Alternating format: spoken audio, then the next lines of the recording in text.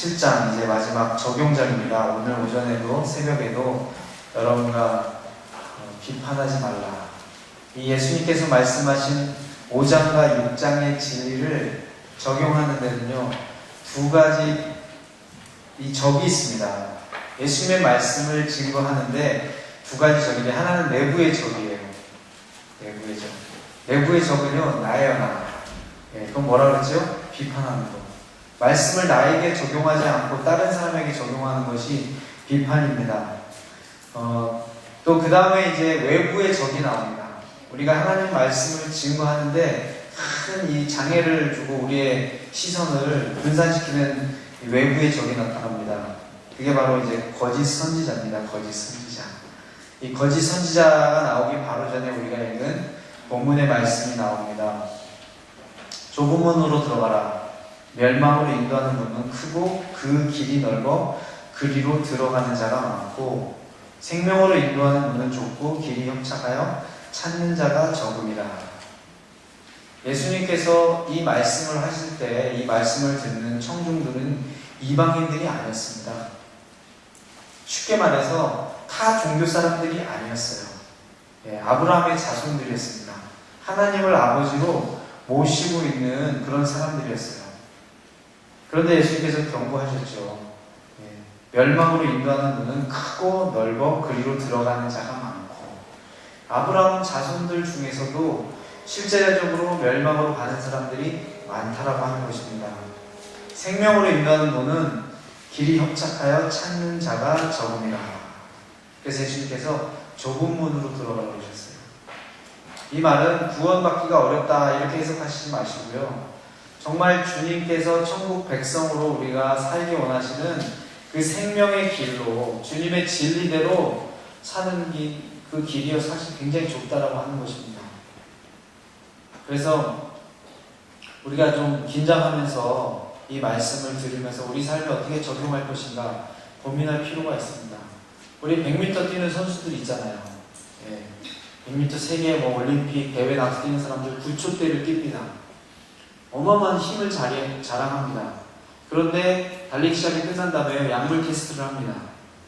그래서 혹시라도 약물 복용한 것이 이게 이제 발각이 되면요, 메달 딴 건 다 취소당하고요, 그 다음에 한 1년 6개월 이렇게 이제 대회 출전 못 나가게 됩니다. 경기를 해도 열심히 뛰었지만 이 불법을 행했기 때문에, 법대로 행하지 않았기 때문에 자기가 열심히 수고한 모든 수고가 물거품이 되어버리는 것이에요. 우리의 신앙생활도 그렇게 될 수 있습니다. 우리가 열심히 달려가고 우리의 방식대로 우리가 원하는 그 승리를 얻기 위해서 열심히 달려갔는데 결국에 들어가 보니까 약물 중독, 상 없어, 징계, 이렇게 끝날 수 있다는 것이에요. 우리 박태환 선수도 그 약물 중독 그것 때문에 몰라서 직접 이렇게 하려고 한 것이 아니었는데 치료 갔다 보니까 어떻게 약물이 투입되는 그게 금지된 약물 중에 하나였습니다. 그래서 지금 출전 금지, 그 기간이 풀렸는지 안 풀렸는지 모르겠어요. 우리나라의 굉장한 스타인데 그것 때문에 확 이제 그늘을 이렇게 가리게 됐습니다. 그래서 예수님께서 정해주신 그 좁은 길, 생명의 길로 가야 되는데, 그 생명의 길이란 바로 5장, 6장에 말씀하신 5장에 우리가 하나님 아버지를 닮아가려고 날마다 살아가는 것과 그의 나라와 그의 의를 위해서 살아가는 것, 그 삶을 이야기하는 것입니다. 그래서 여러 가지 장애물이 나오죠. 사람에게 보이려고 우리가 살아도 안 되고, 우리의 재물을 또 하늘에 쌓아야 되는 그런 우리의 미션이 우리 삶 가운데 있습니다. 우리가 읽은 이제 이 말씀의 이 7장의 구조가 3개로 되어 있습니다. 3개의 구조. 첫 번째는 내부의 적, 비판하지 말라. 1절부터 6절까지는요, 내부의 적에서 얘기하고 있고요. 그 다음에 13절부터 23절까지는 외부의 적입니다. 거짓 선지자. 우리를 혼동케 하고 미혹케 하는 거짓 선지자들의 잘못된 가르침이 나옵니다. 그러면 이제 고민이 생겨요. 우리가 그러면 진리의 말씀을 우리 삶 가운데 그 좁은 문 어떻게 들어가서 우리가 어떻게 살 것인가. 하늘에 계신 너희 아버지와 같이 완전하라. 원수를 사랑하라. 오리를 가고자 하거든 심리를 바라고, 오른밤을 치거든 왼밤도 돌려내라. 이렇게 어떻게 그 수준으로 우리가 살 수 있을까? 수많은 고민거리들이 쏟아져 나옵니다. 어떻게 할 것인가? 아무리 봐도 난 그걸 할 자신이 없어. 힘이 없습니다. 그때 우리에게 주시는 말씀이 7절부터 12절입니다. 구하라, 찾으라, 그리고 두드리라. 여기에 대한 이제 자세한 설명은 제가 조금 이따가 여러분 함께 나누도록 하겠습니다. 그래서 우리가 생명의 말씀, 진리의 말씀을 우리 삶 가운데 적용하는데 큰 장애물은요, 바로 이 거짓 선지자들입니다. 이 거짓 선지자들의 특징이 나와 있습니다. 15절 볼까요? 거짓 선지자들을 삼가라. 양의 옷을 입고 너희에게 나오나 속에는 노략질하는 이유라. 그들의 열매로 그들을 알지니 가시나무에서 포도를 또는 엉겅퀴에서 무화과를 따겠느냐. 이와 같이 좋은 나무마다 아름다운 열매를 맺고 못된 나무가 나쁜 열매를 맺나니 좋은 나무가 나쁜 열매를 맺을 수 없고 못된 나무가 아름다운 열매를 맺을 수 없느니라. 아름다운 열매를 맺지 아니하는 나무마다 찍혀 불에 던지느니라. 이러므로 그들의 열매로 그들을 알리라. 우리가 조심해야 될 게요, 잘못된 영적 지도자 또는 잘못된 영적 가르침, 여기에 대해서 예수님께서 삼가라라고 하고 있습니다. 삼가라. 조심해서 피해라. 그들을 따르지 않도록 너네 스스로가 너희를 지켜야 되고 분별해야 된다는 뜻입니다. 여러분, 잘못된 영적 지도자의 가르침에 빠지거나 미혹되거나 그들을 따라가기 시작하면요, 여러분은 이 생명의 길로 갈 수 없습니다. 따라가다 보니까 이게 멸망의 길이야. 그래서 지금 나를 인도하는 영적 지도자, 그리고 그 영적 지도자의 가르침, 여기에 대해서 여러분 분별하고 이제 거짓 선지자를 섬겨야 되는데, 이 거짓 선지자들의 특징이 나옵니다. 21절에 나더러 주여 주여 하는 자마다 천국에 들어갈 것이 아니요 다만 하늘에 계신 내 아버지의 뜻대로 행하는 자야 들어가리라. 이들의 특징은요, 주여 주여 합니다. 우리도 다 주여 주여 하잖아요. 기도하는 사람들입니다. 기도하는 사람들이에요. 그런데 예수님께서 이 사람들이 다 천국에 들어갈 수 없다라고 얘기합니다. 아버지의 뜻대로 행하는 사람들이 들어갈 수 있다는 거예요. 22절에 그날에 많은 사람이 나더러 이르되 주여 주여 우리가 주의 이름으로 선지자 노릇하며 주의 이름으로 귀신을 쫓아내며 주의 이름으로 많은 권능을 행하지 아니하였나이까. 23절에 그때 내가 그들에게 밝히 말하되 내가 너희를 도무지 알지 못하니 불법을 행하는 자들아 내게서 떠나가라 하리라. 떠나가라. 예수님께서 말씀하셨어요. 그들은요, 선지자 노릇을 했습니다. 선지자 노릇, 목사 노릇했고요, 선교사 노릇했고요, 부흥강사 노릇했고요, 교사 노릇했고, 셀 리더 노릇을 했고요. 뭔가 정말로 이 교회에서 중요한 직분을 갖고 그 역할을 해냈어요. 그리고 그들은요, 귀신을 쫓아냈습니다. 귀신. 대단하죠? 그리고 주의 이름으로 많은 권능을 했어요. 이 모든 것들이 외부적으로 눈에 보이는 것들입니다. 그런데 이것이 문제가 되는 건 아니에요. 선지자 노릇한 것이 문제가 되진 않습니다. 귀신을 쫓아내는 것이 문제가 되는 것이 아니고요, 주의 이름으로 많은 권능을 행한 것 자체가 문제되는 것이 아니라 이들이 이것은 열심히 했는데 정말 마음으로부터 주님의 뜻을 이루는 것은 뒤로 제껴놨다는 것입니다. 이해하시겠죠? 목사님이라고 무조건 천국 가는 거 아닙니다. 선교사라고 무조건 천국 가는 거 아니에요. 불법을 행하는 자야 라고 주님께서 말씀하실 수 있습니다. 아버지의 뜻대로 행하는 자만 천국에 들어갈 수 있대요. 아버지의 뜻대로. 한 장로님이 이제 죽어서 천국에 갔대요. 천국에 갔는데 예수님께서 환영해 주셨대요. 와, 너 수고했다. 그동안 수고하고 천국 왔으니까 내가 너 짜장면 시켜줄게. 그래서 짜장면을 딱 예수님께서 먹여주셨대요. 예수님이 이 짜장면 시켜주니까 얼마나 맛있겠어요? 맛있게 이렇게 다 먹고 있는데 장모님이 저기 보니까 우리 교회 집사님이 와서 있는데 우리 집사님은 탕수육을 먹고 있더래요. 아니, 예수님, 장로인 나는 짜장면 시켜주고 우리 집사님에게는 탕수육을 시켜주시냐고. 갑자기 장로님이 궁금해졌대요. 우리 목사님 어디 계실까? 예수님 목사님 어디 갔습니까? 그랬더니 목사는 배달 갔다 그러시더래요. 우리가 가지고 있는 그 체계, 직분 체계, 그 체계가요, 천국에서 완전히 바뀔 수 있다는 것이에요. 예수님께서 뭐라 그러셨어요? 너희 중에 직이 크고자 하는 자는 남을 섬기는 자가 되어야 된다라고 말씀하셨어요. 우리가 기존의 교회에서도 우리가 알고 있는 그 체계가 천국에서는 무조건 자동적으로 바뀌진 않습니다. 그 사람의 마음가짐이 예수님 앞에 어떠한 마음가짐으로 살아가느냐에 따라서 완전히 달라질 수 있다는 거예요. 그 말을 쉽게 말해서 어느 것도 안전지대가 없어요. 내가 목사라고 해서 안전하지 않습니다. 내가 선교 사역을 열심히 했다라고 해서 안전할 수 없습니다. 제가 선교사를요, 그 열매로 그들을 안다 그랬잖아요. 선교 사역은 열심히 하고 선교 사역의 열매는 많이 맺었지만 예수님과 전혀 상관없이 그렇게 할 수 있다라고 하는 것입니다. 여러분이 교회에서 장로님으로, 권사님으로, 집사님으로, 셀 리더로 많은 봉사를 하고 할지라도 그 어느 것도 안전지대가 될 수 없다라고 하는 것입니다. 아버지의 뜻대로 행하는 사람만, 예수님께서 명령하신 산상수훈 5장, 6장에 있는 말씀을 늘 고민하면서 적용하기 위해서 몸부림치는 사람들이 이 사람들을 주님께서 기뻐하시고 받으신다는 뜻입니다. 데살로니가전서 5장 16절부터 18절 말씀에 항상 기뻐하라, 쉬지 말고 기도하라, 범사에 감사라, 이는 그리스도 예수 안에서 너희를 향하신 하나님의 뜻이니라. 내 아버지의 뜻대로 행하는 자라야 주님 천국에 들어갈 수 있다라고 했는데, 우리 주 그리스도 예수 안에서 우리를 향하신 하나님의 뜻, 여러분을 향한 날마다 하나님의 뜻이 있어요. 그것은 뭐냐면 항상 기뻐하는 거예요. 기쁨 가운데 있는 것입니다. 그리고 쉬지 말고 기도하는 것입니다. 그리고 범사에 감사하는 것입니다. 지금 나에게 주신 그 모든 것, 질병 포함, 연약함 포함, 어려운 환난까지 포함해서 우리가 범사에 감사하는 것, 그것이 우리를 향하신 하나님의 뜻입니다. 그래서 일로 승부하려고 하는 사람들, 가장 위험한 사람들이에요. 일의 크기로, 봉사의 크기로 하나님과 승부 보려고 하는 사람들, 위험한 사람들입니다. 하나님 앞에 드린 헌금의 액수로 하나님과 승부 보려고 하는 사람들, 굉장히 위험한 사람들입니다. 내 신앙생활이 지금 몇 년인데 그걸로 하나님하고 승부하려고 하는 사람들, 굉장히 위험합니다. 내가 지금 선교지에서 몇 년째 사역을 하고 있는지 그것 가지고 주님 앞에 나가서 승부를 보려고 하는 사람들, 굉장히 위험합니다. 여기서 예수님께서 경고하신 이 사람들은요, 선지자 노릇했어요.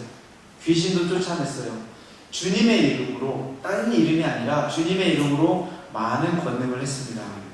그런데 이들의 뭐가 문제예요?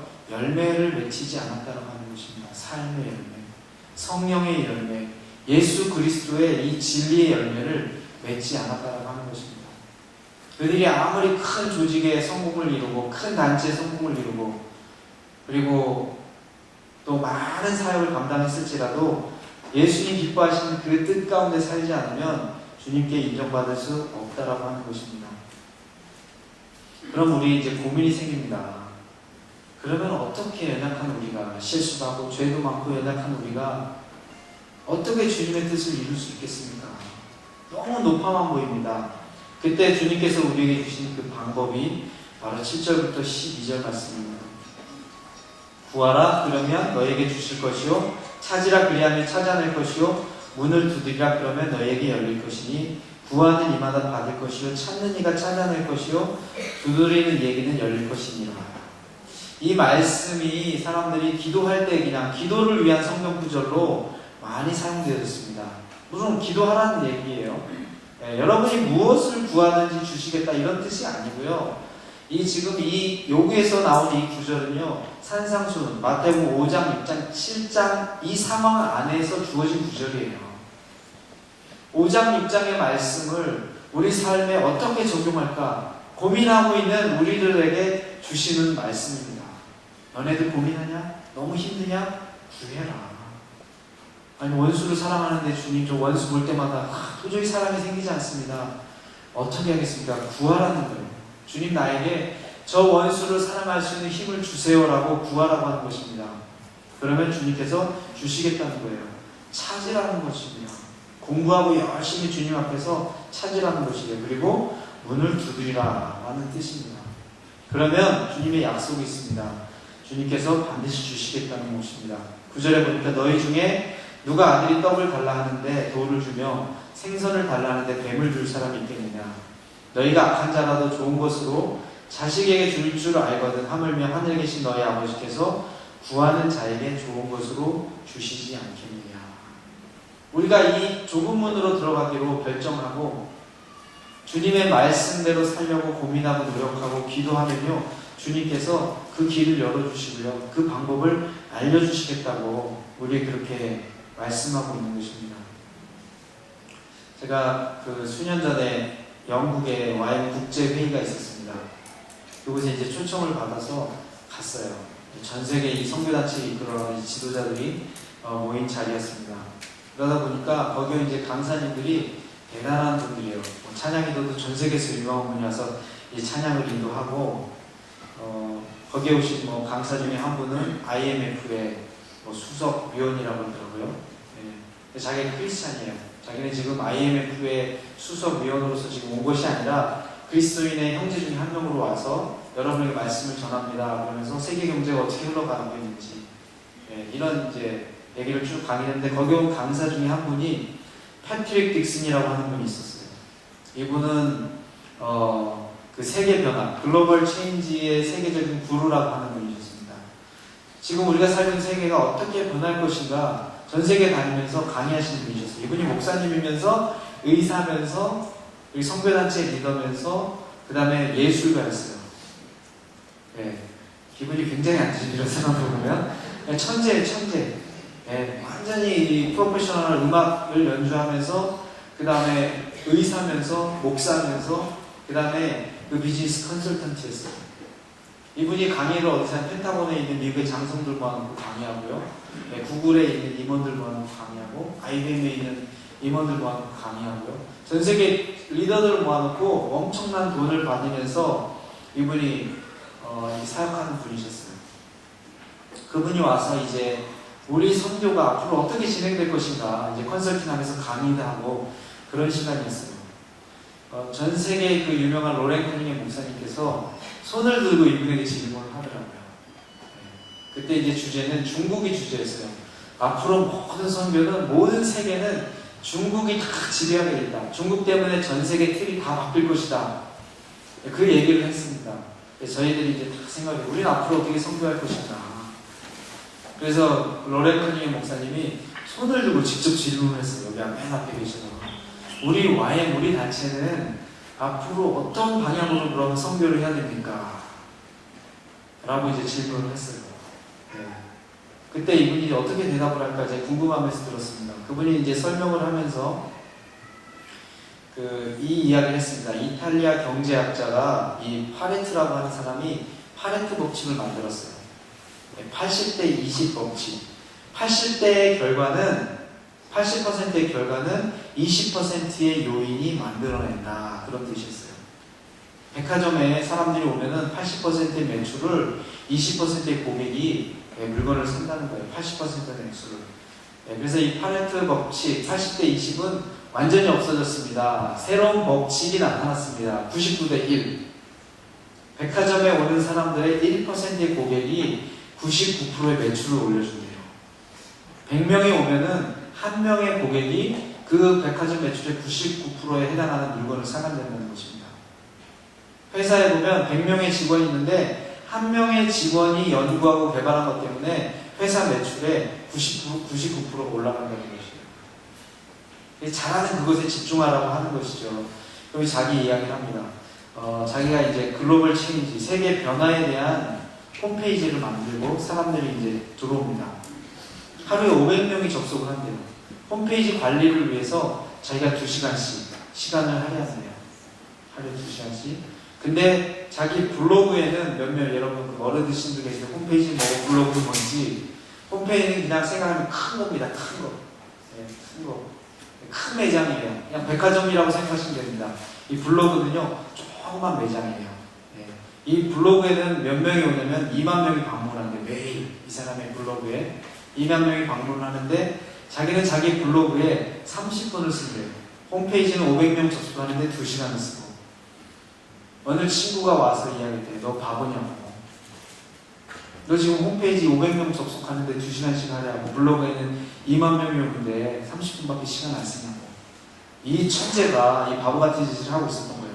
자기 그 친구가 얘기하는데 머리가 그냥 띵한, 해머로 맞는 그런 느낌이었대요. 그래서 이제 바꿨대요. 아, 내가 지금 열매를 맺는데 더 집중해서 투자해서 내 시간을 들여야 되지 않겠느냐. 그것이 로렌 커닝 목사님에 대한 예문의 답이었어요. 당신들 잘하는 건 뭡니까? 당신들 단체. 그거 하라고. 하나님께 주신 기름 부심은 무엇입니까? 훈련하는 은사 아닙니까? 그분이 저희 단체에 대해서 잘 알고 있어요. 사람 훈련해서 키우고 그 다음에 또 파송하고 거기에 집중하라고. 더 많이 열매 맺는 부분에 집중하라고.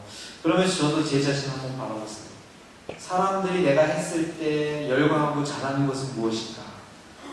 그런데 열심히 하는데 사람들이 별로 좋아하지 않고 반응도 없고 열매 맺지 않는 부분이 있습니다.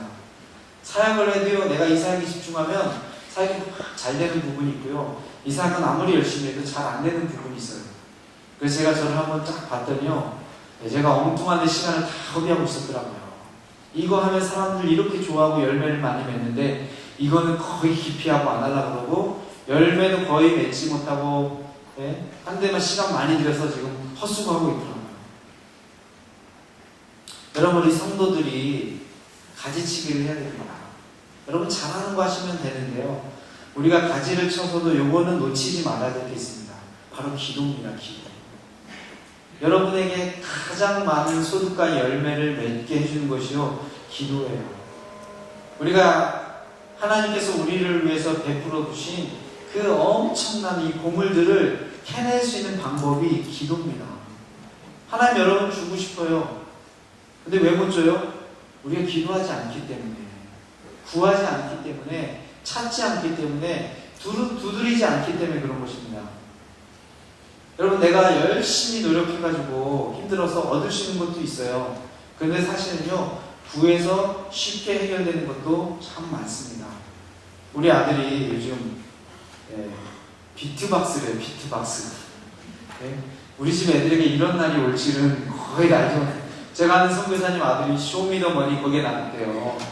그래서 저 집은 저런가 보다. 이제 아들이 컸어요. 근데 우리 아들들 둘이서 뭐 뭉치 이러고 있어요.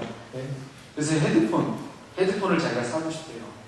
자기가 5만 원이 있는데 자기가 얼마를 어떻게 해서 벌면 이제 그걸 살 수 있대요. 기다렸어요. 제가 이 아들이 아빠에게 그걸 사달라고 요청하나 안 하나 기다렸어요. 자기 5만 원이 있대요. 5만 원. 5만 원짜리 사고 싶은 건 아니에요. 내가 원하는 건 10만 원 넘는 헤드폰이에요. 근데 아들이 이제 5만 원 있는 얘기를 계속해요. 자기가 이제 한국에 나가면 혹시 사람들이 돈을 주면 그 돈 모아서 헤드폰을 살 수 있겠죠, 아빠? 그러더라고요.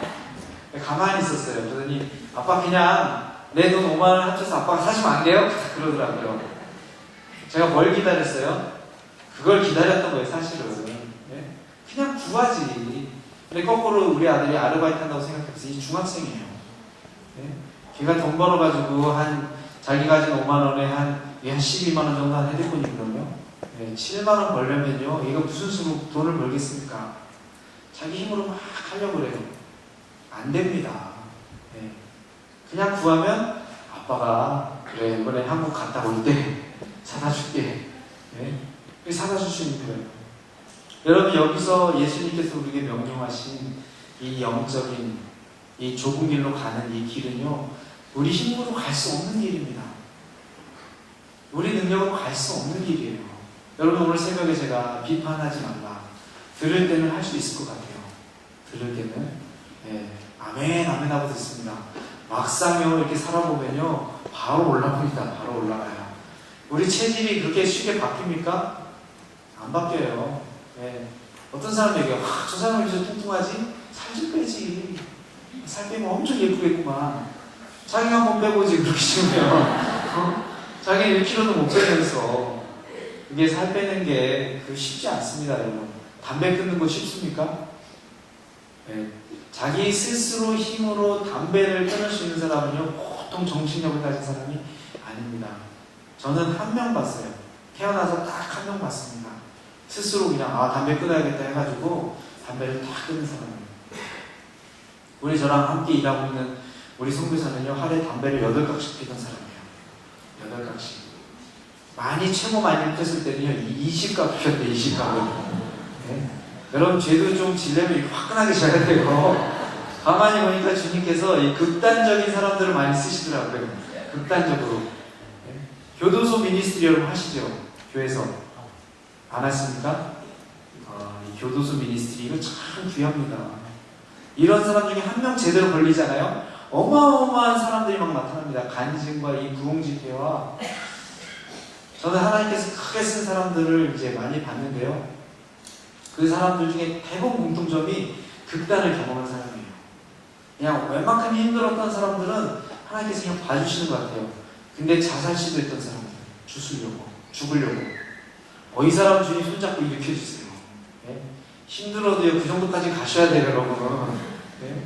완전히 삶이 무너진 사람. 할 때가 우리 선교사가 담배를 8갑씩 폈어요. 8갑씩. 얼마나 꼴초겠어요. 술은 뭐, 물어보지 마세요. 네? 말로 먹었습니다. 담배가 끊어집니까? 안 끊어지죠. 금연학교 3번이나 한대요.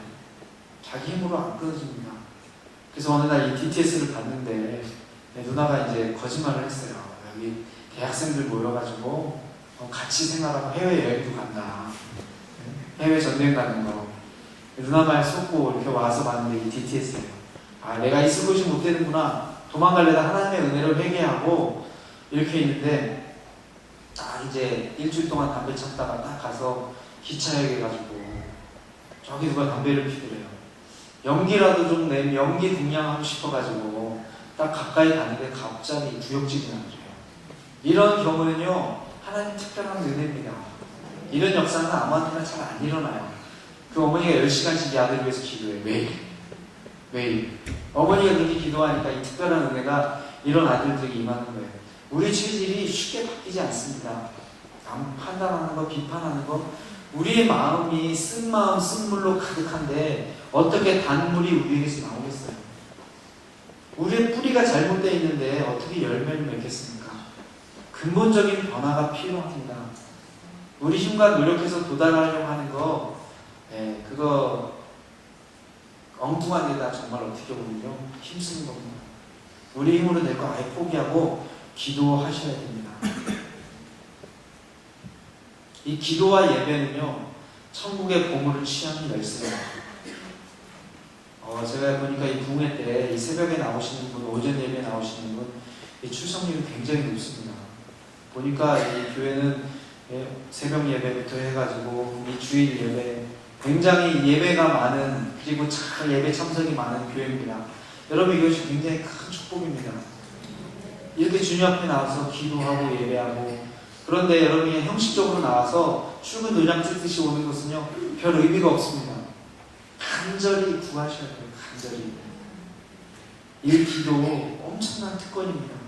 내가 한 번 기도함으로, 우리 아들이 아빠에게 한 번 이야기함으로 자기 힘으로 벌 수 없는 그 헤드폰이 딱 생겼어요.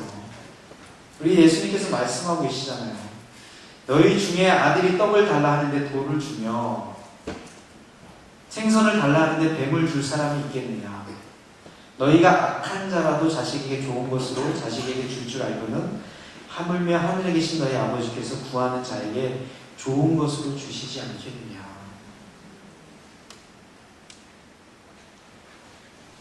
아버지가 아들을 사랑하듯이 너희 또한 하나님 앞에 구할 수 있는 자격이 있는 사람이라고 예수님께서 우리를 격려하고 계십니다. 그러면서 예수님께서 12절에 아까 그 거룩한 것을 개에게 주지 말라는 그 말씀처럼 또 이 생뚱맞은 말씀이 갑자기 나옵니다. 그러므로 무엇이든지 남에게 대접을 받고자 하는 대로 너희도 남을 대접하라. 이것이 율법이요 선지자니라. 아니 이 말씀이 왜 갑자기 튀어나옵니까? 구하라, 찾으라, 두드리라 하는데 왜 남에게? 그러므로는 결론이거든요. 우리가 예수님의 말씀 삼상수훈을 우리 삶에 적용하는데 왜 너희가 남에게 대접을 받고 싶은 대로 너희도 남을 대접하라? 이것이 율법이요 선지자다. 이 말씀 뭡니까? 구하는 자에게 좋은 것으로 주는데 그 좋은 것이 무엇인지 예수님께서 한 가지 방법을 알려주시는 거예요. 너희 하나님 뜻대로 살려고 고민하지? 어떻게 하면 예수님의 뜻을 이룰까 고민하지? 그러면 쉬운 방법 하나 알려줄게요. 그때 예수님께서 황금률을 하나 알려주십니다. 그건 간단한 거죠. 너희가 남에게 대접을 받고 싶은 그대로 너희가 남을 대접해라. 그러면 율법을 이룬 것이다. 쉬운 말로 뭐예요? 형제를 사랑하라는 것입니다. 하나님을 사랑하라는 것입니다. 우리가 하나님 앞에 대우받고 싶은 그대로 우리도 하나님을 대우해드리면요, 네, 방법이 간단한 겁니다. 그래서 여기에 이 말씀이 나온 것입니다. 우리가 무엇이든지 남에게 대접을 받고자 하는 대로 남을 대접하면 주님의 뜻이, 주님의 생명의 법이 우리 삶 가운데 이루어지고요. 그것이 바로 우리가 좁은 길로 가는 길입니다. 누가 치즈를 옮겼는가 라는 책이 있었습니다. 베스트셀러 지금도 있습니다. 2마리 쥐가 나옵니다. 한 마리 쥐는요, 그 치즈 공장에 쌓인 치즈를 날마다 먹으면서 만족해합니다. 그런데 한 마리 치즈는요, 혹시 이 치즈가 없어질지도 모른다라는 전제 속에서 또 다른 데 먹을 것이, 여기는 먹을 것이 많이 쌓여있을지라도 다른 곳을 위해 탐험하면서 나갑니다.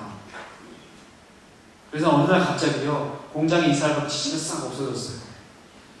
아무것도 하지 않았던 이 쥐가 이 당황해 합니다. 치즈가 어디 갔지? 누가 내 치즈 옮겼지?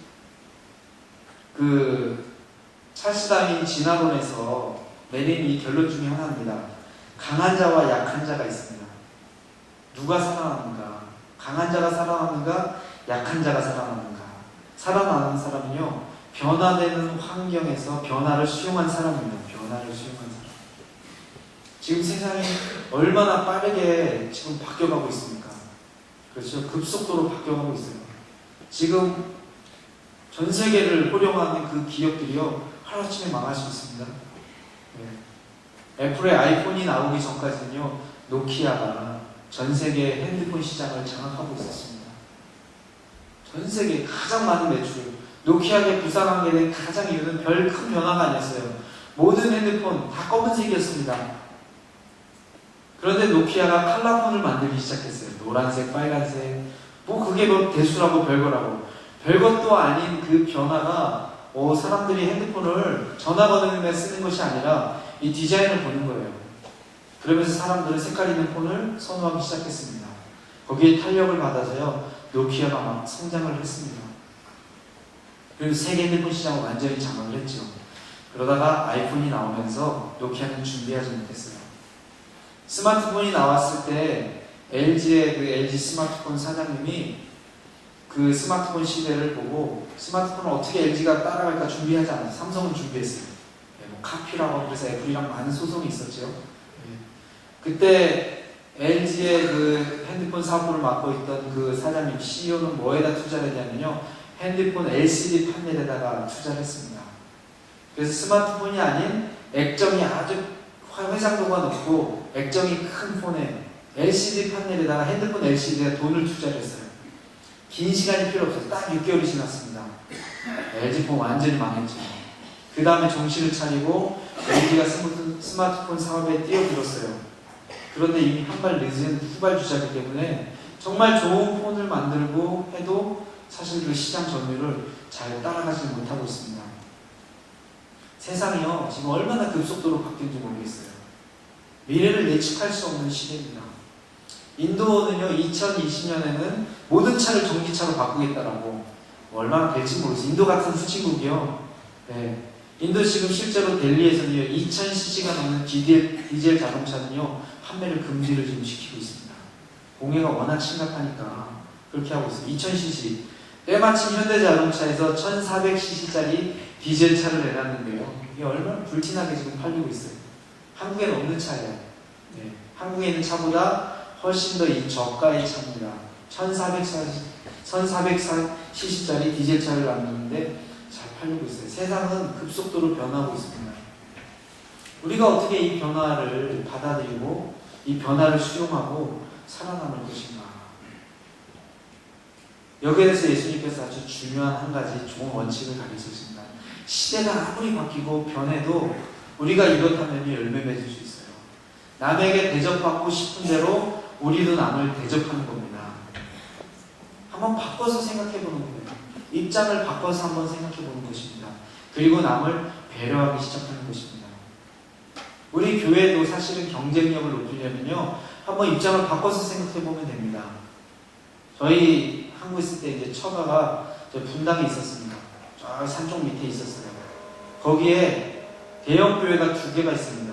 분당 우리 교회, 갈보리 교회, 그리고 왕국회관 여호와의 증인. 네, 여기까지 3개가 있어요. 어느 날 이제 오전 예배 마치고 제가 오후 예배 다른 지역에 설교를 하러 가려고 가는데 제가 노트북을 놔두고 왔어요. 그래서 어쩔 수 없이 이제 거기 처가를 갔습니다. 노트북 가지러. 딱 가서 착 나오는데 그때가 어느 시간이야? 예배 끝나는 시간이에요. 길이 딱 2차선 도로예요. 이런 갈보리 교회, 대형 교회입니다. 분당 우리 교회, 엄청 큰 교회입니다. 이 차들이 예배 마치고 나오는데요. 차로 한 3분이면 큰 길까지 나올 수 있는 길에 30분 걸렸어요. 와, 속이 터지더라고요. 나 오후 예배 설교하러 가야 되는데, 예? 만약에 저니까 그나마 그 정도로 넘어갔지, 예수 믿지 않는 사람이 주일날 어디 미팅이 있어서 약속이 있어서 나가려고 하는데 이 복잡한 이 교통체증에 걸렸으면 욕 나오겠다. 저 교회들 그냥 무너지라고 기도하겠다. 예?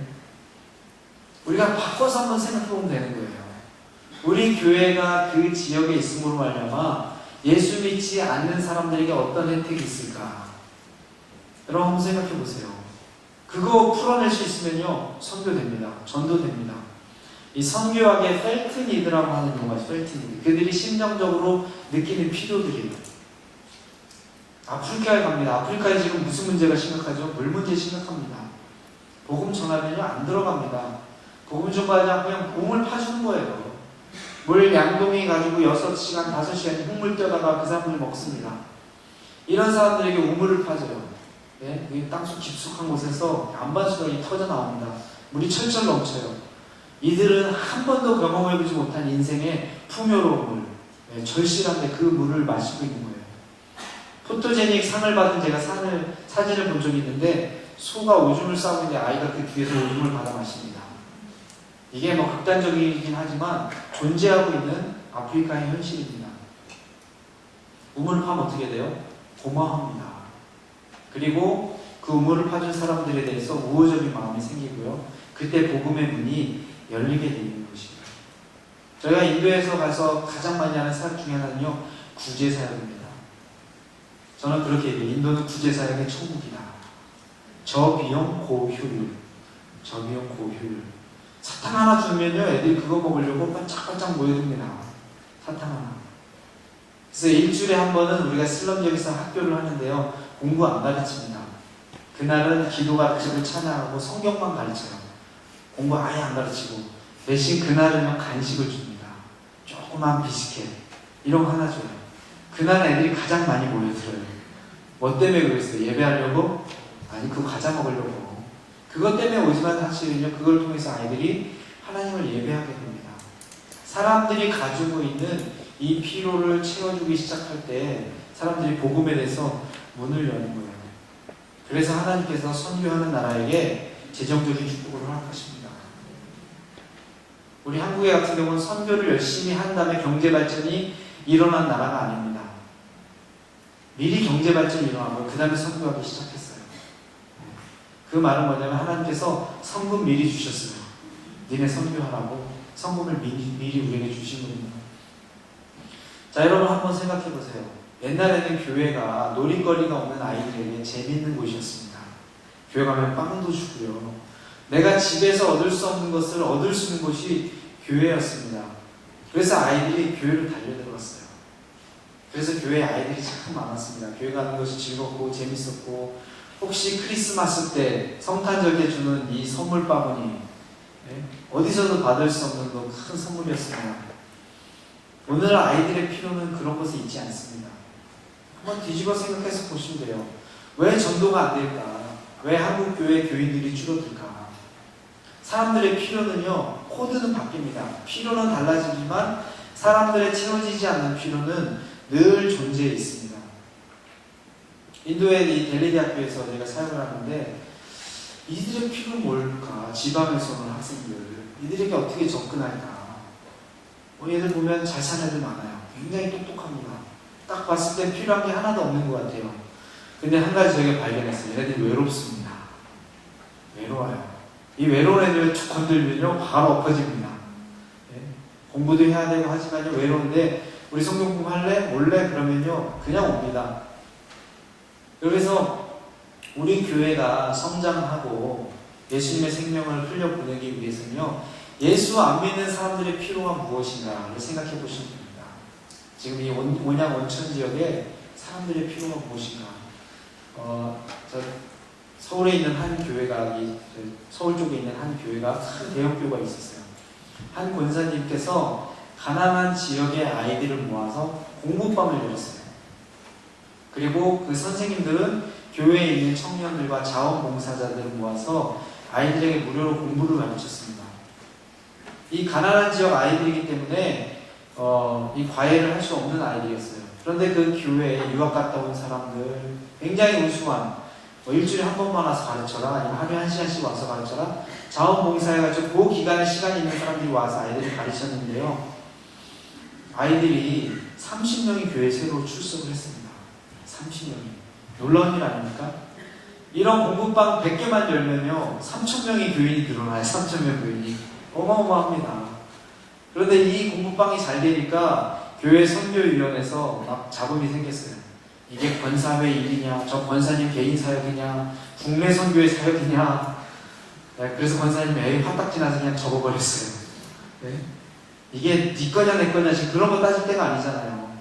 요즘 어느 청소년이 제 발로 걸어서 교회에 나옵니까?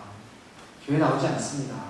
근데 이 과외를 하니까 선생님 보고 싶어 선생님 교회 나오려니까 애들이 30명이 새로 교회에 출석을 한 거예요. 여러분 이 온양 온천교회가 2억이 있음으로 말미암아 이 지역 사람들에게 좋은 것 한 가지만이라도 찾아보시기 바랍니다. 없으면요 이제 우리가 찾기 시작해야 돼요. 사람들이 유익하게 할까. 그래서 그 갈보리 교회에 주차장 심하잖아요. 거기를 뭘 했냐면 동네 주민을 위해서 조그만 놀이터 하나 만들었어요. 애들 미끄럼틀 타고 넘어지지 않도록 푹신푹신 바닥, 우레탄 바닥을 해놓고 자판기 2대를 딱 놨습니다. 자판기 2대를 놓고요. 돈을 받지 않아요. 사람들이 뭐 지나가면서 그냥 빼먹는 거예요. 여러분 자판기 그거 뭐 얼마나 들겠어요? 그러니까 사람들의 분노가 조금 더 사그라들 뿐만 아니라 동네 사람들이 거기 와서 얘기해요. 거기서 만납니다. 아줌마들 먼저 수다 떨고 애들이 거기서 놀리고. 그리고 이 교회가 여름에 영어 캠프를 합니다. 굉장히 좋은 퀄리티 높은 영어 캠프를 하는데요. 이 지역 주민 사람들도 받아줘요. 자기 교육뿐만 아니라. 여기 애들 들려고 난립니다. 자기 애들. 여러분들 여름방학 때 4주가 영어 캠프를 하는데 굉장히 퀄리티가 좋은데 값이 쌉니다. 그러니까 지역 사람들에게 있어서 이 교회 출석하고 안 하고를 떠나서 그 여름에 캠프 자기 아이를 보내는 것은요 굉장히 의미 있는 일이기 때문에 이 교회가 거기 있음으로 말미암아 사람들의 혜택이 있는 것이에요. 선교 전도 방법 어렵지 않습니다. 사람의 필요를 찾는 것이에요. 지금 이 지역 사회에 우리가 돌볼 수 있는 사람은 무엇인가? 보통 큰 교회에서 대형 교회에서 전도 집회를 하면요, 실제로 교회에 등록해서 그 교회에 정착하는 사람 한 명 하는데 쓰이는 돈이요, 뭐 작게는 1,000만원에서 많게는 5,000만원 든대요. 수억 원을 들여서 큰 전도 잔치를 하고 큰 행사를 하는데 결국 등록하고 그 교회에 남는 사람은요 얼마 안 된다는 뜻입니다. 거기에 대해서 돈 많이 쓸 것이 아니고 우리가 저비용 고효율 전도를 해도요 저비용 고효율의 전도를 해야 됩니다. 우리가 대접받고 싶은 대로 남을 대접하면요 전도 선교 전략이요 무궁무진하게 열립니다. 무궁무진하게 열려요. 예수님께서 우리에게 알려주신 그 많은 방법 중에 하나, 남에게 대접을 받고자 하는 그대로 너희도 남을 대접하라. 이것이 율법이요 선지자다. 성경이 요구하는 것, 바로 그 요구가 이것이다 우리에게 알려주고 계십니다. 그리고 나서 이제 결론으로 예수님께서 24절에 그러므로 누구든지 나의 이 말을 듣고 행하는 자는 행하라라고 말씀하고 있어요. 말씀 듣고 그냥 은혜만 받는 데서 그치는 것이 아니라 좁은 문으로 실제로 들어가서 예수님의 진리가 내 삶에 임하도록 행하라고 하는 것입니다. 1930년대 말에 하버드 대학에 다닌 2학년생을 대상으로 약 300명이 조금 안 되는 사람들을 선정해서요 그들에게 계속 리서치를 했습니다. 그들의 건강, 그들의 금전적인 상태, 친구관계, 직업 이런 것을요 추적을 합니다. 그때부터 이제 이 리서치 프로젝트가 시작됐는데 언제까지 이어졌냐면 1930년대 말부터 2000년대까지 60년이 넘는 이 프로젝트입니다. 이것을 이제 진행을 했습니다. 사회적으로 성공한 사람은 누구인가? 중간에 이혼한 사람은 누구이고 결혼하지 않은 사람은 누구이고 건강이 좋지 않은 사람은 누구인가? 이 평생을 그들 하버드 2학년들을 대상으로 그때 시작해서 평생을 추적을 합니다. 중요한 질문 하나는 당신은 지금 행복한가? 어떤 사람이 어떤 상태에서 행복한지 그리고 행복하기 위해서 어떤 조건이 필요한지를 계속해서 파악하고 조사를 해나갑니다. 이들이 이제 나이가 들어서 노인이 되었습니다. 삶의 굴곡을 다 마치고 인생의 마무리를 하고 있는 노인들을 대상으로 행복도 조사를 했습니다. 평생의 삶을 이제 다 경험한 노인들의 행복에 영향을 주는 요소는 무엇인가? 어떤 삶을 경험한 사람이 가장 행복할까? 건강한 사람? 결혼한 사람? 결혼하지 않은 사람? 자식이 있는 사람? 자식이 없는 사람? 결혼 생활을 끝까지 유지한 사람? 이혼한 사람? 이런 어떤 요소들이 아니다라는 결론이 나왔습니다. 이런 요소들은 실제 행복에 그들이 대답할 때 물론 문화적으로 미국 문화와 한국 문화의 차이는 있습니다. 이런 요소들이 행복에 큰 영향을 미치지 않았대요. 심지어 아팠던 사람들도 당시에는 심히 불행했지만 시간이 지나서 다 극복했다고 합니다. 이혼한 사람 역시 당시에는 마음의 깊은 상처를 받았으나 삶 전체를 놓고 봤을 때는 그 상처는 그렇게 큰 치명적인 상처가 아니었다고 합니다. 이혼의 아픔을 극복하고 그 다음에 또 만족스러운 삶을 살아가는 것이 얼마든지 가능했다라고 하는 이 통계가 나왔습니다. 그러면 이 사람들이 행복을 결정했던 그 한 가지 요소, 가장 중요한 요소는 무엇인가? 그것은 무엇이었냐면요, 내 스스로 성공했다라고 하는 자신의 자각이었다라고 합니다. 아, 나는 성공한 사람이야 라고 스스로 느끼는 그 자각이 사람의 행복을 결정했대요. 자신이 원하는 것을 이루었다라고 하는 성취감, 자신이 원했던 것, 목표로 했던 것을 달성했다라고 하는 그 성취감이 있을 때 사람들이 행복해진다라고 하는 것입니다. 실제로 사람들의 행복에 큰 요소를 미치는, 그 행복에 영향을 미치는 큰 요소 중에 하나는요, 자기 삶에 대한 어떤 통제력이라고 합니다. 자기 삶이 마음 먹은 대로 뿌려져 나갈 때 사람들은 행복함을 느낀대요. 나는 이 길을 원했지만 내가 원하지 않는 대로 내 인생이 막 진행이 되면요, 사람들은 끌려다닌다라는 생각을 가지고 행복감이 떨어진다고 합니다. 즉, 자기 주도적인 삶을 살 때 행복감이 높아진대요. 자기가 원했던 목표를 설정하고 그 목표를 달성하고, 이 성공한 사람들은 그 생각을 가지고 산대요. 내가 이 목표를 설정하고 달려왔기 때문에 나는 이것을 성공할 수 있었는데, 나는 저 목표를 내가 설정했다면 나는 적어도 성공할 수 있을 것이다 라고 하는 자신감이 내면에 쌓여 있다라고 그 사람들은 그렇게 생각합니다. 네, 저는 선교사로서 살았습니다. 나는 목표를 이렇게 정한 것을 이루면서 살았어요. 그러니까 제 안에 있었던 그 행복감이 있어요. 아, 하나님께서 나에게 주신 사명, 나에게 주신 목표를 내가 100% 달성하지 못했지만 어느 정도 달성했다라고 하는 그 의식이 있습니다. 성공에 대한 어떤 자기의식이 사람들의 행복을 결정짓는 가장 중요한 요소라고 합니다. 우리 예수님을 믿는 우리들에게 있어서 또 영적으로 우리가 하나님 말씀에 순종했다라고 하는 그 의식이 있습니다. 자기가 압니다. 자기 신앙생활 뒤돌아봤을 때 하나님 말씀 순종하면서 달려왔는지, 아니면 그냥 하나님 말씀 무시하고 하나님 말씀 완전히 옆에 제껴두고 그냥 내 살고 싶은 대로 달려왔는지는요, 내가 그래서 우리가 하나님 말씀에 정말로 순종하면서 그 말씀을 지키면서 달려온 사람 안에는요, 쌓여있는 행복감이 있어요. 하나님 안에서 내가 누려온 행복감이 있습니다.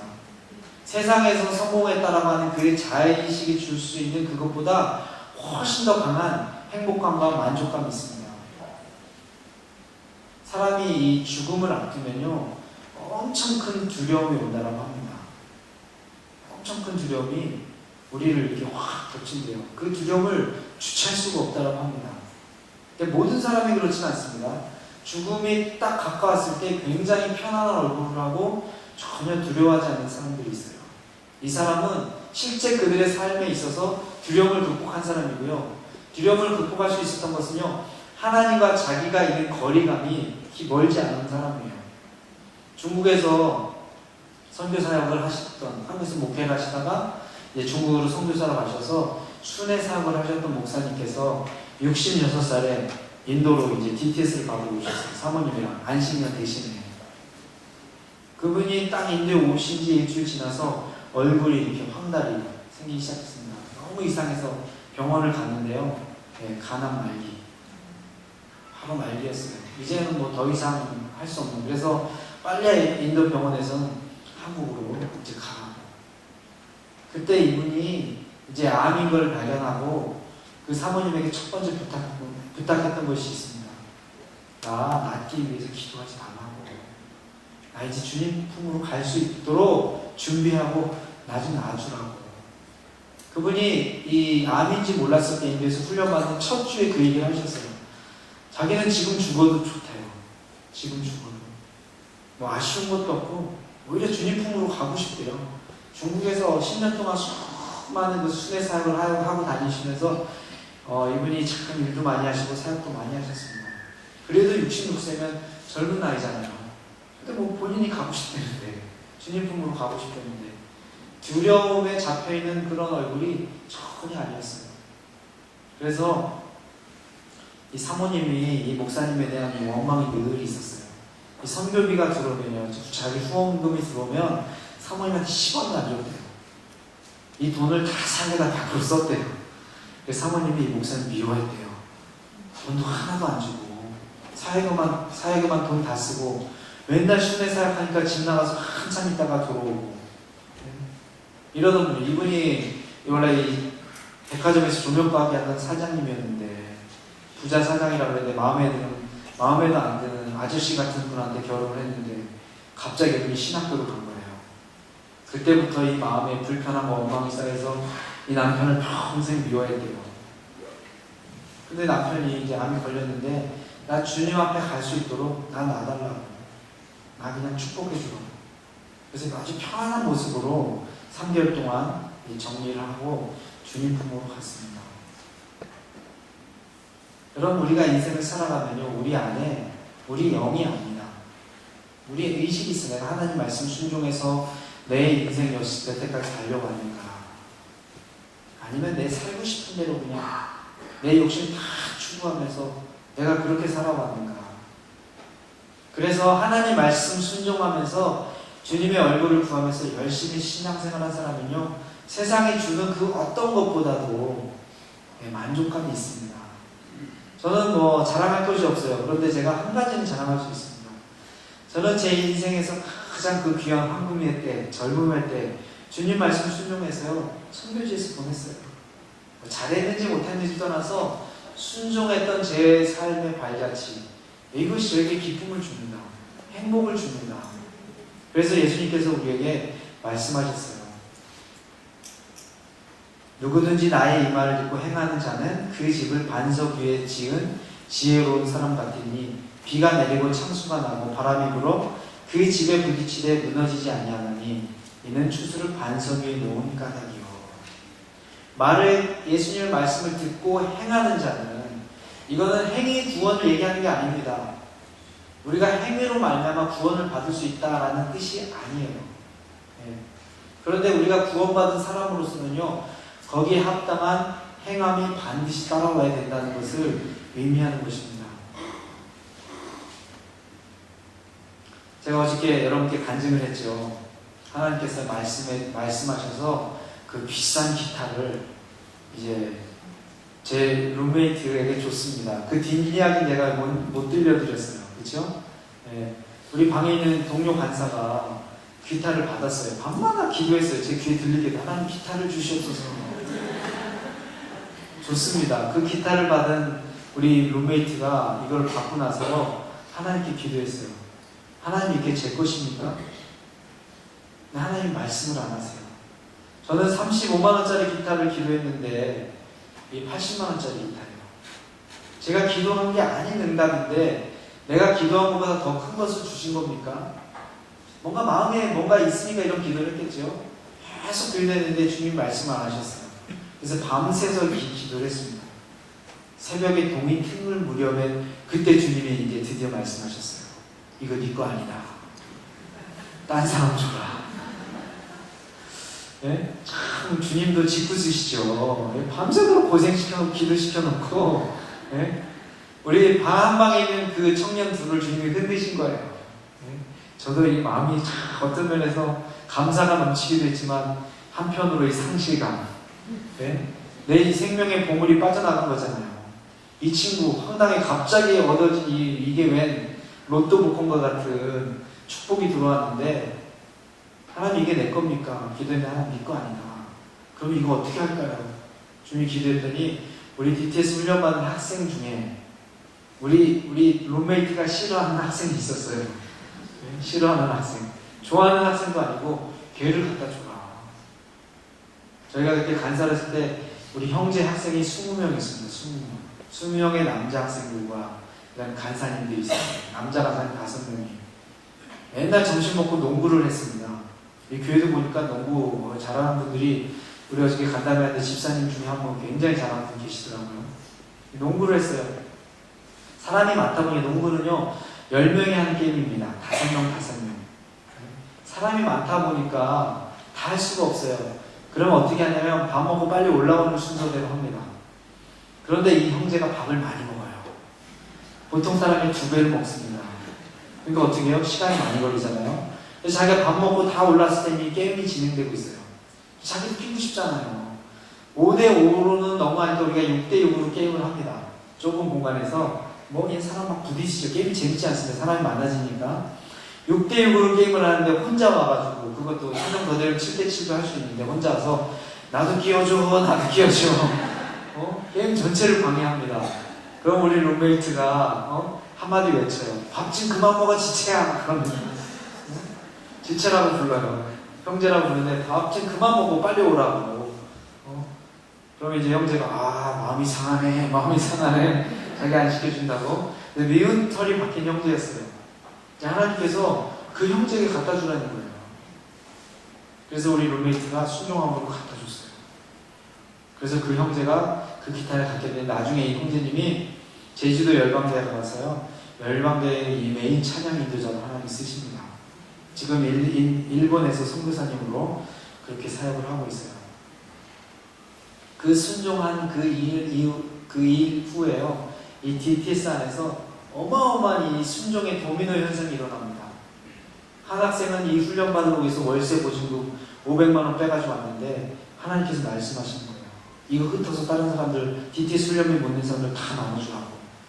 야, 그래도 나는 80만 원짜리였는데 월세 보증금 500만 원. 제가 한 걸 이 간증이 딱 지나니까요. 이 도전의 쓰나미가 그 DTS에서 확 강탈했어요. 네? 사람들이 막 재정을 흘려보내기 시작하는데요. 해외로 전도여행을 갑니다. 한 학생은 자기 피를 다 냈어요.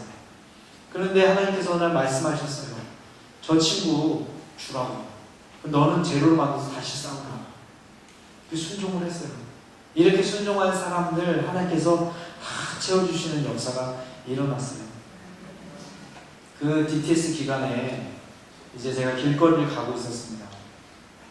하나님께서 또 제 마음을 이렇게 답답하게 이 핸드폰 이 모바일 시그널 다 끊긴 것처럼 기타 주라고 말씀하신 때랑 똑같은 영적인 모드로 마음이 답답함이 느껴졌어요. 또 주님이 나에게 뭔가 말씀하시려나 보다. 이제 길을 걸으면서 이제 귀를 쫑긋 세우면서 주님과 대화하면서 가는 거예요. 하나님 저에게 말씀하실 것이 있습니까? 제 눈에 사람들 걸어다니고 다 보이지만 내 눈에 실제로 마음의 눈에는 아무것도 들어오지 않습니다. 그냥 걷고 다니는 거예요. 네. 근데 주님과 이제 대화가 오갑니다. 주님 무엇에 대해서 말씀하기 원하십니까? 제가 회개할 죄가 있습니까? 회개할 죄는 많겠지만 지금 그 순간에 주님이 저의 죄에 대해서 다루시는 시간이 아니었어요. 그러다가 이제 결론에 들어간 게 하나님 혹시 제가 찬양인도 그 DTS 찬양인도 하고 있다 그랬죠? 찬양인도에 대해서 말씀하기 원하십니까? 성령께서 그런 아주 뭉게뭉게 피어오르는 조그만 아이디어가 이렇게 확장돼서요. 그 말씀을 딱 붙잡을 수 있도록까지 집중하고 들었습니다. 찬양 인도에 대해서 말씀하고 원하시네요. 그러다 또 많은 시간이 흘렀습니다. 하나님 다음 텀, 저희가 다음 텀 DTS를 준비하고 있었거든요. 다음 텀 DTS 훈련에 제가 찬양 인도를 안 하기를 원하십니까? 그랬더니 주님이 그 시그널이죠. 모바일 풀로 딱 뜨는 거예요. 우리 리더가 그랬거든요. 역대 DTS 찬양 인도자 중에 저같이 찬양 인도자는 사람이 없었대요. 네? 자, 그래서 30분 찬양 인도하는데 2시간씩 준비했다니까요. 기도하고 선곡하고 악보와 코드 하나도 없이 450곡 여기 저장되어 있습니다. 어느 곡이든지 저 마음대로 바꿀 수 있는 수준으로 준비되어 있었어요. 저희 교단에서 청년들 전체 모임 행사하면 제가 앞에 나가서 찬양 인도도 하고 그랬습니다. 누가 저보고 찬양 사역 하라고 했는데 제가 목소리가 안 돼서 안 된다고. 우리 제 목소리가 우리 부목사님만큼만 좋았으면 오늘 찬양 인도를 하고 있을지도 모르겠습니다. 목소리가 안 좋아요. 제가 고음도 안 올라가고 찬양 사역을 제 메인 사역으로 할 생각은 없었습니다. 우리 리더가 제가 찬양 인도하면 몇대 DTS 찬양 인도자 중에 이렇게 찬양 인도를 잘하는 사람이 없었다고. 우리 또 강사님이 외국 강사님이 오셔가지고 딱 예배 때 한국말로 예배드리는 찬양 인도 마치고 나면요, 강사님 딱 오면 저 들어가면 부릅니다. 하나님이 기름 부으신 하나님의 종이라고. 사람들 다 있는데 여러분 찬양 인도자를 위해서 기도해 주라고. 네? 얼마나 이 축복을 해주는지 모르겠어요. 근데 하나님에게 찬양 인도 하지 말라는 거예요. 하나님 저 찬양 인도 해야 됩니다. 근데 하나님께서 왜 그러시더라고요. 뭐라 그랬어요? 하나님께 영광 돌려야죠. 그랬더니 하나님께서 너 찬양 인도 안 하면 내가 더 큰 영광 받을게. 아니 뭐 영광 받으신 하나님께서 그렇게 말씀하시는데 제가 무슨 변명을 할 수 있겠습니까? 그래서 네 알겠습니다. 하나님 순종하겠습니다. 그 마음으로 이상한데 이거 사탄이 주는 음성은 아닐까. 내가 너무 강박관념에서 잘못 들은 음성은 아닌가. 숙소로 돌아왔어요. 그때 이제 저희 회의가 있었습니다. 다음 텀 DTS의 역할 분담하는 간사들 회의가 있었어요. 그래서 제가 이제 회의 시작하기 전에 미리 선전포고를 했죠. 우리 이제 교장 선생님, 리더 간사님이셨어요. 손을 딱 들고 제가 다음 텀에는 DTS 찬양인도 하지 않겠습니다. 딱 선포를 했어요. 제가 기대했던 것은 뭐냐면 리더가 무슨 소리냐고. 네가 찬양인다면 우리 DTS 망한다고. 기대하고 있었어요. 그러면 내가 하나님의 음성 잘못 들었나 보다. 딱 그러려고 그랬는데 리더가 딱 한마디 하더라고. 그래? 알았어. 아니 세상에 이런 배신자가 있나. 역대 찬양 인도자 중에 나 같은 찬양 인도자 없다며. 한 번쯤은 말려야지. 한 번쯤은 말려야지. 말리지도 않고 그냥 알았다는 거예요. 그러다가 이제 쭉 하다 보니까 남은 게 뭔가 역할 분담. 저는 처음부터 그냥 끝까지 찬양 인도만 해봤기 때문에 다른 건 해본 적도 없고요. 할 줄 아는 것도 없습니다. 스몰 그룹 만든 거랑 찬양 인도 하는 거. 그게 제 역할이었어요. 맨 남은 게 뭐냐면 타임키퍼. 타임키퍼. 우리 대학생 DTS 한국에요. 5시 50분에 기상입니다. 그래서 하루 종일 돌아가요. 아침 강의, 저녁 강의, 스몰 그룹. 애들이 피곤합니다. 학생들이. 제 역할이 타임키퍼였었어요. 제가 찬양 인도하고 탁 내려가면요, 간사님께서 이 하스피탈리티 간사님이 오렌지 주스를 한 잔 딱 줍니다. 네? 형제님 수고하셨어요. 땀 흘리고 30분 동안 엄청 열정적으로 찬양인도 내려가면요, 오렌지 주스를 딱 줘요. 우리 교장 선생님도 오렌지 주스 못 마십니다. 강사님이랑 찬양인도자만 마실 수 있어요. 그때 이 마시는 오렌지 주스 이 맛 얼마나 기괴할지 몰라요. 사람들이 와서 칭찬해 주죠. 오늘 예배 너무 좋았다고. 너무 좋았다고 얘기합니다. 근데 제가 충격되었어요. 아무도 사귀는 사람이 없고. 우리 이제 자매 학생들이 또 옵니다. 자매 학생들이 간사님 하고 오는데 눈에 하트가 뿅뿅뿅. 네? 제가 이제 타임키퍼로 바뀌었어요. 문을 두드립니다. 형제님 기상할 시간입니다. 네? 아무 소리도 안 해요. 남자들이 반응이 없어요. 문 열고 가서 발로 차야 됩니다. 그때 일어나요. 자매님 기상 시간이니까 똑똑 두들기잖아요. 그럼 비명 질러요. 알아요. 막 이 짜증을 막 냅니다. 모든 사람의 사랑과 칭찬을 한 몸으로 받던 내가 이 다음 세대는 저를 모르는 거예요. 어느 날 이제 기타를 치고 있는데 한 학생이 딱 와가지고 간사님 기타도 칠 줄 알아요? 네, 무너집니다. 너네 전설의 찬양인도자를 모르느냐. 네? 미치겠는 거예요. 이게. 내가 누구인지 증명해서 딱 보일 수 있는데 나에게 한 번만 딱 찬양인도 할 수 있는 기회가 있었는데 니네를 다 쓰러뜨려 버립니다. 한 번의 기회가 주어지지 않습니다. 우리 룸메이트가요 찬양인도를 합니다. 룸메이트가 얘는 찬양을 어떻게 하는지 몰라요. 흐름도 없고 우울 모드에 우울 모드, 졸린 모드. 처음부터 그냥 주의 임재 앞에 잠잠해 느리고 힘 빠지는 찬양. 진짜 예배하고 싶어도 예배 마음이 일어나질 않아요. 흥도 일어나지 않고. 제가 뒤에 딱 앉아서 예배를 이제 평가합니다. 이게 시작이 틀렸어. 이 MT곡 자체가 이런 곡을 선곡하면 안 되지. 근데 참 희한한 거예요. 학생들은요 막 즐겁게 찬양하는 거예요. 왜 이런 찬양이 쟤네들 은혜 받고 있지? 난 도저히 이해가 안 되는 거예요.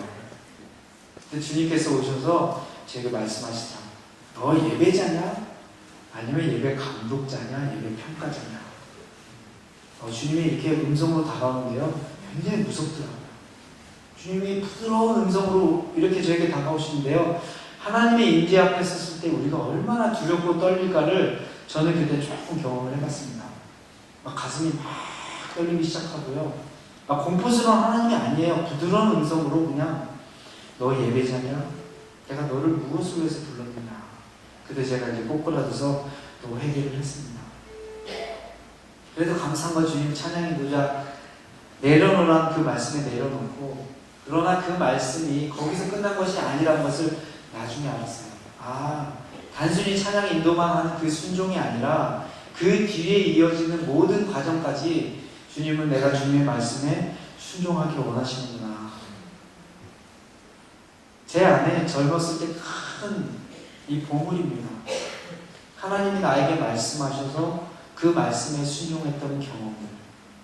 그리고 나서 얼마 지나지 않아서 저희 단체 이제 개척 선교하는 국제 컨퍼런스가 있었어요.